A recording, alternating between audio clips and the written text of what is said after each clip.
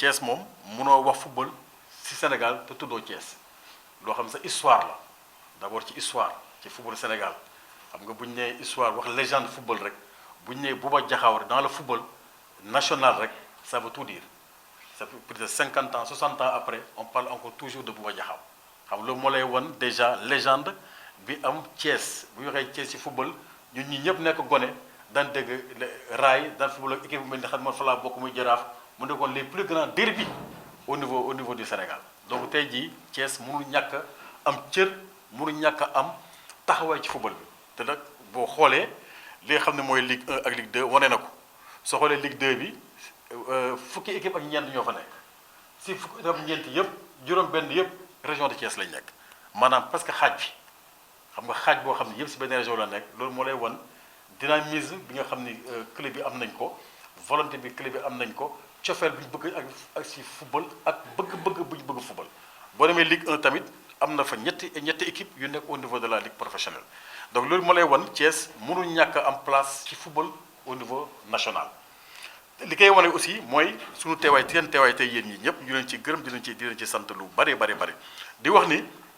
li ñu def ni conférence de presse bi gis-gis bu bees la au niveau de la ligue parce que dañoo seetlu ni football bi mu ngi dox mais am na si ñoo xam ne xëy na football équipe nationale bi mooy lëndëmal maanaam football local bi te yenn saa yi ñun suñu conférence de presse yi organisé Dakar dama naan seen mbokku journalistes yi ma leen faites attention. xam nga souvent am na si journalistes yoo xam ne c'est des journalistes souvent qui sont spécialisés dans la politique ñii économie ñii environnement mais ci Coupe d'Afrique bi dañoo seetlu woon ni ku ci def commentaire rek da nga naan football local bi doxul mais football international mu ngi dox mais loolu damay wax gars yi ne leen loolu du wax parce que football local bi doxul mais international mu ngi dox loolu xel du ko mën a nangu ndax tey jii keroog ñu ciy waxtaane ma ne leen football local bi moo dox parce que équipe nationale bu doxee parce que local bi dafa dox en amont ma jox leen ay firnde ba leen tey jii suñu équipe nationale bi les cadres yi fa nekk yépp pratiquement su ma déggee ñu naan local bi amul équipe si biir équipe nationale mais loolu du wax parce que soo xoolee équipe bi ñi si gën a dox ñi si gën a ràññeeku mais ñëpp fi lañ jógee soo ko dem bitim réew ñoom ñëpp fi lañ jógee jëm bitim réew ñu tudd ci Sadio Mané tudd ci Cheikhou Keita tudd ci Bamba Dieng nga xam ne y a 2 ans yéen ñëpp seetaan ngeen ko 2 ans si ginnaaw rek nekkoon na fi meilleur buteur du championnat 2 ans si ginnaaw xam nga loolu soriwul mais ñu xam ne nag doon ñoon suivre suñu championnat bi xëy na ñoom di nga ko mën a xam dañuy yaakaar dafa nekk gone rek gars yi bu ko Marseille alors que jàmbaar la footballé j'ai fait championnat 2018 mu toj suñu championnat bi chaque match mu dugal but en 7 matchs mu dugal pratiquement 10 buts ba ni muy demee Marseille mu ngi ci tudd ñeneen Ismaïla Sarr tudd si Cheikhou Keita ñëpp fi lañ jógee mën a dem xam nga loolu moo lay wan ni en amont fekkantoon ne club bi dafa ñëwoon liggéey bu mel noonu kon xëy na équipe nationale duñ ca mën a jot donc dañoo war a jaaraamal gërëm club yi nga xam ñoom ñoo formé xale yooyu ci formé boobu nag dañuy gërëm également CNEPS parce que liggéey bi boo xoolee wax naa ko sànq ma ne leen boo xoolee CNEPS si at yi mujj nii entre ba muy jógee Ligue 2 nationale bay ñëw Ligue 2 ba ni mu ñëwee Ligue 1 mais c'est une forte progression sur le plan administratif sur le plan de l'organisation surtout et surtout sur le plan sportif yooyu yëpp liggéey moo ko waral équipe yooyu bëri na nag boo ko amee ci ab réew am ko ci gox c'est obligation la yow mi xam yaay encadré football bi nga mën di accompagner équipe yu mel noonu gën leen a dooleel gën leen a faydaal gën leen a jox seen wàccuwaay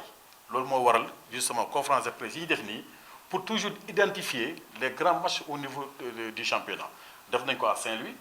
def nañ ko à Ziguinchor def nañ ko Diambar tey ñu ngi Thiès et je disais tout à l'heure à mon ami Diallo ma ne ko dinañ fi ñëwaat parce que su ma gisee tey ji mobilisation bi day wan ni intérêt bu Thiès am ci football national et tant tout à l'heure kii mu ngi koy wax ne mënu si ñàkk a gërëm tous les acteurs de Thiès am ñoo xam ñu ngi dans l'ombre di liggéey les entraîneurs les joueurs les encadrements tous ces gens-là il faut que football national bi fédération ministère xam ni que dans notre pays il y a des gens qui se sacrifient tous les jours au service de cette jeunesse pour que xale yi ëllëg aussi ñu mën a nekk ay professionnels de la même manière Diambar réussir ko Dakar Sacré-Cœur réussir ko Génération Foot réussir ko mën a yóbbu ay Ismaïla Sarr ay ñoom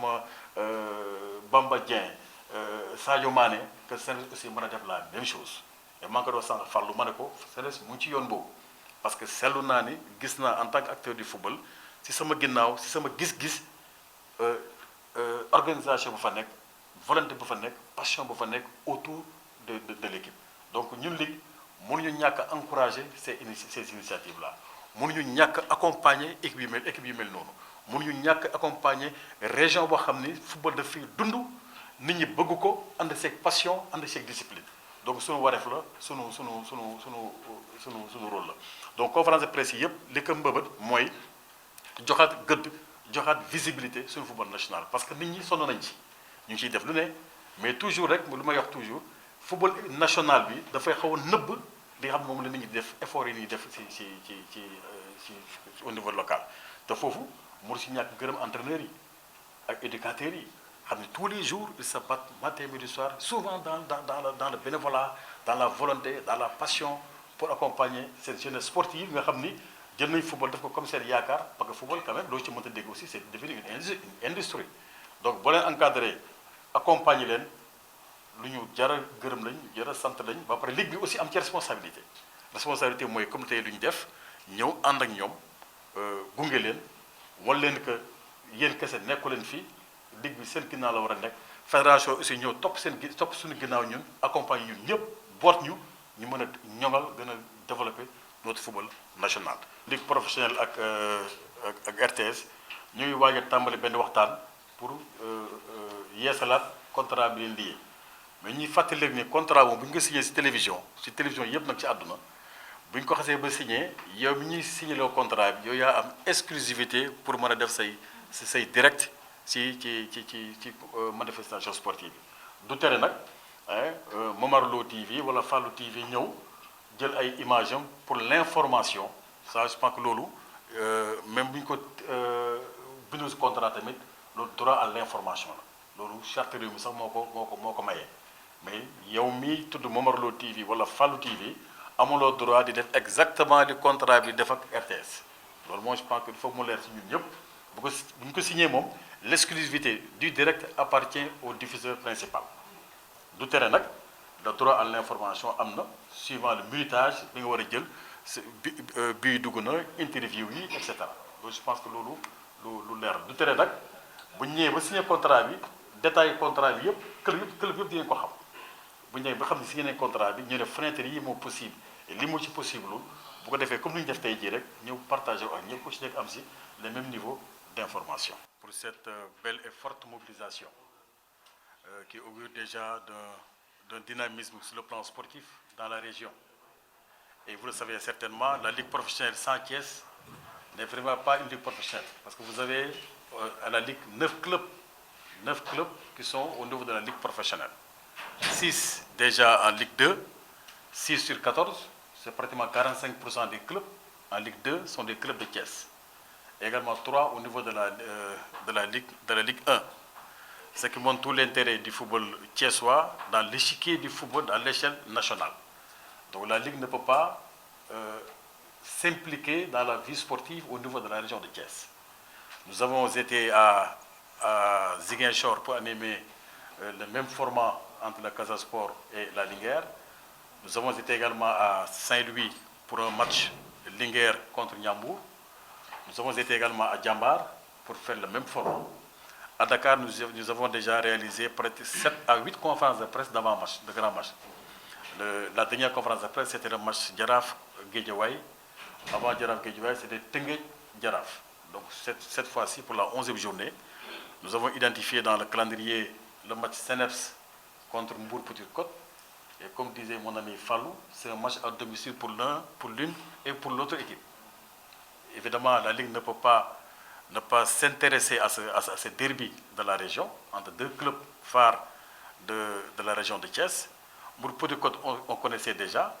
mais depuis quelque temps, depuis on va dire 2-3 ans, nous avons remarqué un dynamisme sportif au niveau du CNF de Thiès. D'abord sur le plan sportif, mais également sur le plan de l'organisation. Et au niveau de la Ligue, nous avons comme credo de promouvoir tous ces clubs qui font des efforts tous les jours pour montrer un autre visage du football professionnel. Parce que jusqu'ici, je disais souvent à vos confrères qui sont à Dakar, qu'il nous faut donner un autre visage du football local. Pourquoi? Parce que ceux qui sont en dehors du football, bien ceux qui sont dans le football, on va dire équipe nationale, ils ont souvent des appréhensions ou bien des préjugés sur le football local. Football bi doxul, football bi neexul. Or, nous qui sommes des acteurs et vous qui êtes des acteurs qui vivez le football tous les jours, vous savez pertinemment que le football local est en train de prendre un envol à tout point de vue. Sur le plan d'abord de l'intérêt du public pour le football national. Et je disais souvent à vos confrères lors des conférences de presse, mais attention, on nous dit que le football national n'est pas populaire, mais les statistiques disent tout à fait le contraire. Et je donne des exemples précis. Je dis, dans tous nos stades aujourd'hui, par rapport à leur capacité, nous avons un taux d'occupation de nos stades à hauteur de 95% au niveau de la Ligue professionnelle. Tous nos stades sont remplis. Au niveau de la Ligue 2, on a voisin les 80% de taux d'occupation par rapport à la capacité des stades. Ça ne peut pas dire que ce football-là n'est pas attractif. Au contraire. Par contre, ce qui est un peu, on va dire, le point faible, le point à améliorer, c'est au niveau de la visibilité. Et si aujourd'hui les gens se mobilisent, comme aujourd'hui à Thiès, la presse régionale s'est mobilisée pour développer, pour accompagner, pour animer cette conférence de presse, certainement que l'opinion publique sportive de manière générale aura une autre vision de notre football. Et c'est à cela que la commission communication, compétition de la Ligue s'attelle pour montrer d'abord que notre football est viable sur le plan d'abord du jeu. Et c'est à ce niveau-là qu'il faut féliciter et remercier les entraîneurs, les techniciens qui tous les jours font des efforts énormes pour développer tous les aspects techniques, tactiques, managériels au niveau des clubs. C'est le lieu de les féliciter et de les remercier parce qu'ils font énormément d'efforts au niveau des clubs. Évidemment, il y a encore des efforts à faire et je disais tout à l'heure, les efforts sont plus sur le plan de la visibilité. Et nous sommes très heureux aujourd'hui qu'à Thiès, que l'ensemble de la presse régionale s'est mobilisé pour nous donner encore un appui, pour donner encore de la visibilité à notre sport. Évidemment, c'est une très bonne chose. Donc au niveau de la Ligue, comme vous le savez, depuis, on va dire, le 19 novembre, nous nous attelons à donner véritablement une nouvelle image de notre football. Parce que la contradiction, comme vous le savez, c'est qu'on a un football international à travers l'équipe nationale qui est extrêmement développé, qui est pratiquement à des puissances N+10, alors que le football local, sur le plan de la visibilité, est encore véritablement à des positions, on va dire, très inférieures. C'est à ce niveau-là que tous les acteurs, la Ligue appelle tous les acteurs, à accompagner encore davantage le football professionnel. Pour d'abord encourager les présidents de clubs, les responsables au niveau des clubs, tous ces bénévoles-là qui, tous les jours, tous les matins, se battent pour accompagner cette jeunesse-là qui aime le football. Nous avons également notre responsabilité, nous, en tant qu'acteurs, en tant que dirigeants, d'être dans cette mouvance au niveau de la Ligue pour accompagner et les clubs et surtout les jeunes joueurs qui ont cette vocation-là à aller vers des lendemains meilleurs sur le plan professionnel. En tout cas, vous pouvez compter sur la Ligue pour vous accompagner, pour vous coacher, pour vous donner tous les moyens nécessaires, plus de visibilité pour que vous réussissiez votre mission. Je voudrais vraiment vous remercier d'abord, au niveau de CNEPS, d'abord remercier mon ami Diallo, qui a fait un excellent travail en termes de mobilisation de la presse. C'est le lieu de le remercier, de le féliciter, parce que j'ai remarqué vraiment un enthousiasme, une volonté, un engagement, une passion pour que les choses aillent de l'avant. Et c'est ce que nous souhaitons au niveau du football. Parce qu'il y a des acteurs qui sont dans l'ombre, qui font un excellent travail et souvent qui ne sont pas valorisés. Et ces gens-là, il faut mettre de la lumière sur eux. Au contrat qui sera signé entre la RTS, parce que les négociations vont s'ouvrir la semaine prochaine. Parce que jusqu'ici, on n'a fait que deux diffusions. Parce que le contrat est arrivé à expiration. Nous allons entamer une nouvelle fenêtre justement de négociation entre tripartite, entre la fédération, la Ligue professionnelle et la RTS. Maintenant, comme toute télévision, il est évident que l'exclusivité est toujours demandée. On ne peut pas dire à 2S, vous pouvez faire du direct en même temps que la RTS. Ça, je pense que du point de vue commercial, c'est presque impossible. Ça, on va dire tout de suite que c'est impossible. Maintenant, le droit à l'information existe. Si Prestige Suivi vient pour prendre des grappes sur le match, ça, je pense que c'est toujours inclus dans les contrats. Ça, c'est même légal, le droit à l'information. Mais on ne peut pas avoir un contrat avec un diffuseur et demander à notre téléviseur de venir faire du direct en même temps que lui. Ça, je pense que ça n'existe dans aucun droit de télévision. Ça n'existe pas et ce n'est pas possible. Ce qui est par contre possible, Prestige TV peut bien sûr prendre des images pour faire son résumé, après pour ses entraîneurs, bien pour son audience. Et plus globalement, un contrat signé entre un diffuseur et un contractant, ce contrat-là fait office d'exclusivité et ne permet pas à une autre chaîne de télévision de faire en même temps le même type de rôle que requiert le contrat. Ça, je pense que c'est le contrat même qu'il a réglé. Organiser des conférences de presse, inciter les clubs, même si ce n'est pas un grand match, à faire des conférences de presse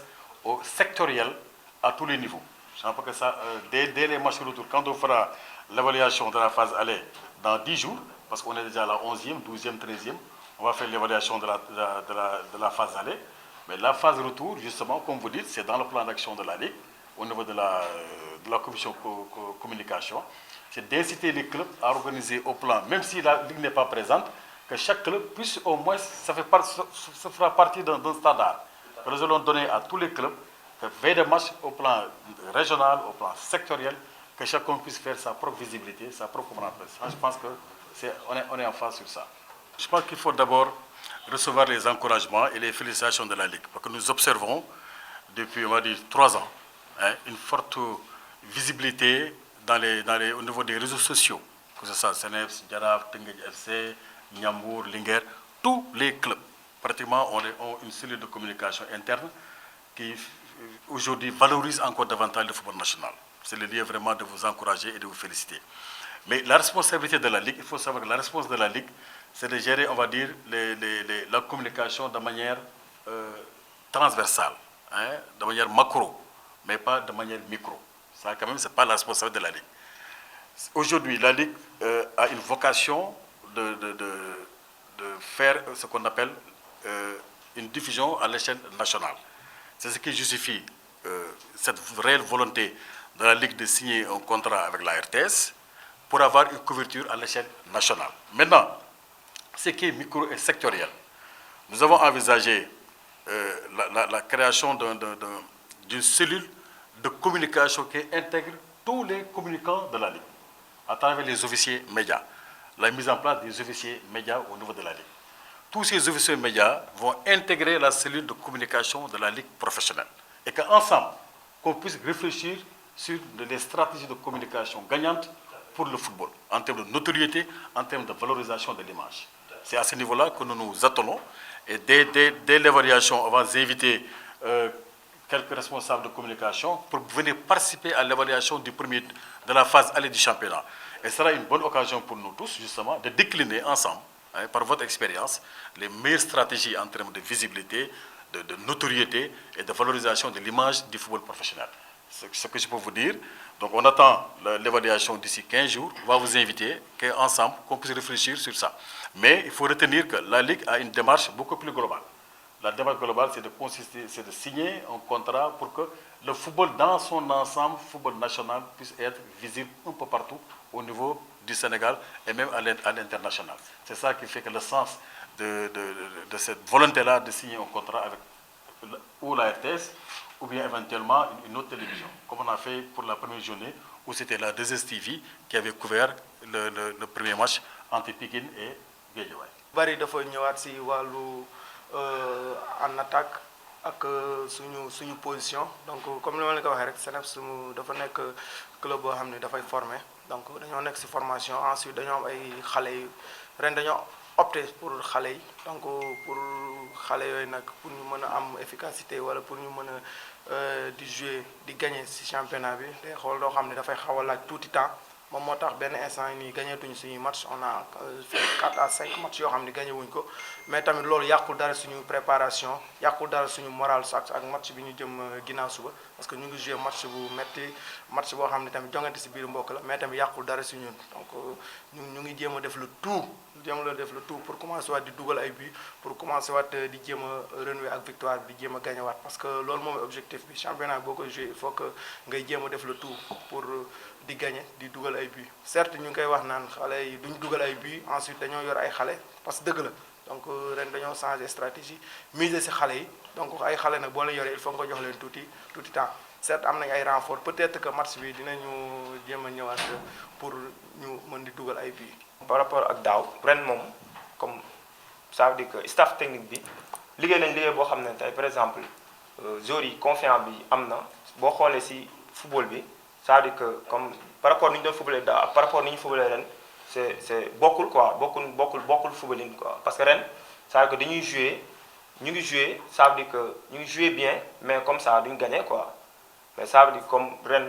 si loolu noonu daaw peut-être jeu bi daanul ñëw bu baax que daan nañ dem des fois am ay résultats mais ren jeu bi day ñëw mais daa résultats yi moo dul ñëw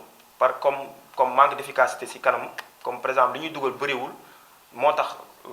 ci semaine yi passé par exemple ci loolu laal lañu doon travail lu bëree bëri pour que ñu mën a réaliser ci kanamu camp yi quoi te su fekkee commencé nañ dugal après résultats yi dina commencé suivre quoi. bu ñu waxee ne maintien la ñuy jouer rek mais ça veut dire que loolu comme ça waxin la quoi comme l'appétit vient en mangeant comme mën nañuy jouer maintien mais bu ñu demee ba ci kanam xam ne comme par exemple mën nañ dem pour premier rôle yi tamit dañuy dem jouer premier rôle mais ça veut dire que comme ça objectif bi mooy tey par exemple comme c'est une centre de formation ça veut dire que tey des fois dañuy defar benn ossature ba nga xam ne ossature bi mi ngi dëgër ça veut dire que dañuy am ay joueurs yoo xam ne dañ leen yóbbu à l'extérieur ça veut dire que wutaat ay yeneen joueurs yu bees yoo xam ne comme ça ay xale lañu doon pour ñu ñëwaat nekk ci effectif léegi loolu noonu soo ko bëggee am bëgg a dem jouer premier rôle yi ça veut dire que des fois day xaw a compliqué quoi moo tax ñuy focaliser aussi maintien bi affaire yooyu quoi c'est-à-dire bu ñu demee dañoo focaliser ci maintien bu ñu demee ba ci kanam bu fekkee mën nañu jouer premier rôle yi tamit dañuy dem jouer premier rôle yi en plus bu fekkee comme ñu nag MPC match bi comme Thiès la 50-50 mais tamit comme ñun ñu ngi Thiès quoi même bu fekkee MPC ñu ngi Thiès mais c'est là ñoom def kii bi la quoi mais ñun am na suñu population suñu comme ça les supporters thiessois c'est-à-dire que dinañu ñëw di ñu ëppale par exemple loolu ñun ñoo si xaw a gën a ëpp doole que ñoom même bu fekkee Thiès lañu dëkk quoi. Nous recevons à Thiès comme CNEPS. Bon, nous on a notre objectif, c'est de chercher les 3 points ou mentionner un point. Bon, l'objectif de Bourg pour Petite Côte, c'est de venir chercher les 3 points à Thiès. C'est le derby thiessois. Bon, là depuis quelque temps on reçoit ici à Thiès. Bon, on est chez nous. La préparation de ce match? Bon, la préparation, on est en train de se préparer depuis la semaine passée pour préparer le match parce que notre dernier match ici à Thiès, on a eu nos 3 points, on est rentré. Ça nous a poussé un peu en haut. Là, on essaie de maintenir le cap pour essayer de venir jouer. Ce ne sera pas facile parce qu'ils sont chez eux, nous sommes chez nous aussi. Mais Thiès est prioritaire, CNEPS est prioritaire à Magnan Soumaré parce que c'est leur terrain. Bon, on vient pour chercher nos 3 points. Ce ne sera pas facile, vous allez voir de beaux jeux parce qu'avec notre entraîneur titulaire Victorio, l'italien, bon, on joue. Il y a des jeunes parmi nous, il y a des anciens parmi nous. Son objectif, c'est de jouer au ballon, de se faire plaisir et de chercher les 3 points. Bon, ce ne sera pas facile, mais on va essayer de se concentrer sur ces principes. Vous allez jouer pour gagner. On vient ici pour chercher les 3 points. Bon, on vient chercher les 3 points parce que notre ambition c'est de faire partie des 3 premiers ou des 5 premiers de ce championnat cette année. C'est notre ambition. Bon, ce qui arrivera après, ça arrivera, mais notre ambition c'est de faire partie des 3 ou 4 premiers de ce championnat. Bon, mais le match de dimanche, c'est venir chercher des points, les 3 ou 1 point. Ça fait 3 ans qu'on est ensemble, on a un traducteur italien qui est sénégalais, Ousmane. Les gosses s'entendent bien avec lui. Bon. Des fois, il commence à parler italien, même moi. Des fois, il y a des mots que je capte, les jours aussi. Bon, on s'entend bien, il communique bien avec nous. Le traducteur fait passer le message et les jeunes continuent sur ça. On n'a pas de souci pour la communication entre nous. Bon, deuxième question est qu'on reçoit à Thiès. Bon, pour le match de retour, ce n'est pas encore sûr. On peut recevoir à Hambourg parce que la pelouse est en train de se refaire. Bon, là, la priorité, c'est notre match de dimanche. On se concentre sur ça d'abord pour notre match de dimanche. Comment prendre les 3 points. En guise de ce qui va se passer, mais on espère prendre les 3 points ou 1 point et rentrer. C'est ça l'objectif de Bourg Petite Côte. On continue à jouer comme on joue les matchs. Faire jouer le ballon, faire circuler le ballon. C'est l'objectif du coach. Toute la semaine, c'est ça qu'on travaille. Il n'aime pas qu'on lance les ballons, il préfère jouer à terre. Bon, ça, on continue sur ça. Même si on perd les matchs, on joue comme ça. Mais la deuxième question aussi, Sangaré, c'est le choix du coach. Il était blessé, mais il est de retour. Le choix du coach, lui, chaque match a son système de jeu. Bon, on s'adapte à ça parce que ça fait 3 ans qu'il est là, qu'il insiste sur ça. Bon, peut-être cette année, c'est la bonne parce que les joueurs sont tranquilles avec ce qu'il dit. Bon, on est obligé de jouer avec ça. Attendez-vous que, Seneps Excellence, c'est une bonne équipe. Attendez-vous de voir un beau jeu le dimanche, Inch'Allah. Nous, Mbour Petite Côte, cette année avec philosophie coach italien de Victorio. Bon, ça fait 3 ans que nous liggéey avec boy ak nous. Comme nous m'avons dit, il y a lu bari ci ñun. Bien vrai que avec background du ma am ci football Sénégal ak ci sport bi amna lu bari lu mu yok ci ñun. Bon, xalé yi ñu ngi liggéey ça fait 3 ans ci style bu mu bëgg. Bon, ñu ngi ci concentré communication bi ça passe à merveille parce que traducteur bi mu ngi koy jàllale. Bon, booy dem nañ sax ba yenn mooy sax dañ koy jàpp parce que jarul sax traducteur bi di ko wax parce que 3 ans boo nekk ak nit xam am na lu bëri loo xam ne di nga ko jàng ñun mii di wax ak man mii di wax ak yéen sax am na moo yoo xam ne sax des fois ci séance d'entraînement bi sax si je rectifie sax damay wax yenn wax yoo xam ne bon dem quoi bon gëm naa ne que ne bon suñu priorité mooy match dimanche bi bu ñu ñëwee à Thiès ñu jël suñu 3 points mbaa benn point loolu moo ñu tax a jóg parce que priorité objectif Mbour Petite Côte cette année c'est faire partie des 5 premiers ou 3 premiers lu ñu ci yàlla may nag ñu jël ko parce que àdduna nit ku nekk da ngay sabablu ci li ngay def da ngay am ngëm-ngëm suñu ngëm-ngëm mooy 5 premiers yi ñu bokk ci mais lu ñu ci yàlla may dañ koy jël mooy suñu gis-gis quoi mais gëm naa ne match dimanche bi moom comme Seneps Excellence moom équipe bu baax gëm naa ne match dimanche moom football dina am parce que ay xale yu joué bëgg a wane seen bopp teg bal bi ci football yaakaar naa ne football bu rafet la ci am bon kontaan nañ ci trop nu ñu waa Thiès accueillir fii bu ñuy football dañuy jàppale mel ni équipe bu dëkk bay football teral ñu yaatal ñu lépp lu ñu bëgg mu neex la mu naqari leen dañ ciy dox kon amuñu lenn lu dul di leen remercier di leen jaajëfal ne leen nag ay góor lañ ko seqal yàlla baax na pour sama gis-gis bon Mbour Petite Côte équipe bu ndaw la ci tur par rapport ak suñu mag ñi nekk foofu stade de Mbour ñun pratiquement bëriwuñu ay supporters peut-être joueurs yi la ak staff bi ak ñoo xam ne dañoo bëgg football ñooy ànd di ñuy supporter si mais domaine boobu lañ njëkk a dindi ci bopp joueurs yi ne leen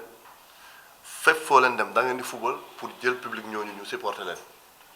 ñun noonu la ñuy dundee fépp fu ñu dem philosophie bu mooy bu ñu demee dañuy won dëkk bi ne ñun yéen a ñu recevoir mais ñun fii lañ dëkk pour mën a avancer parce qu'on essaie d'être tranquille fépp fu ñu dem pour mën a jouer suñu jeu public bi moom bon loolu mënuma ci waa parce que ay côté supporter organisation je fais pas partie xaw ma lu fa xew mais quant à samay joueurs xam naa ne fépp fu ñu dem dañuy def seen bopp ne ñoom foofu lañ dëkk foofu la ñuy football di football le beau jeu pour public bi supporter parce que Sénégal football si public buy ñëw Sénégal moom ci terrain moom football bu rafet lañ xam football bu rafet lañ xam bu rafetee ñu ànd ak yow ñun nag loolu la ñuy cultiver ci bopp suñu joueurs yi pour ñu xam na ne bu ñu ñëwee ñu wane le beau jeu am fa ay supporter yàlla xam na ne moom Thiès moom am nañu fay supporter Seneps nag bu ñu yaakaar ne ñoom rek a moom supporter bi moom dinañ ko def 50-50. Bon ñun ñoo ngi fii pour préparer match bi donc fenn à Saly ñu ngi préparer match bi calmement aussi voilà comme ni ñu tàmm di préparer match yi yeneen yi rek donc ñun ñoo ngi fii nii pour préparer match bu baax et surtout aussi jël 3 points parce que soxla nañ ko aussi tamit trop donc match bi du yomb xam nañ ko bu baax certes mais on fera nañ def lépp loo xamante ne war nañu mën a gagner match pour ñu jouer ko tamit pour gagner ko parce que soxla nañ 3 points benn te équipe bu ñuy football tamit day jouer comme ñun donc na doon match boo xamante ne vraiment dina neex trop ci supporters yi di ñëw di seetaan et que ñun ñoo ngi fi tamit pour rien que pour 3 points parce que moo ñu tax a jóg aussi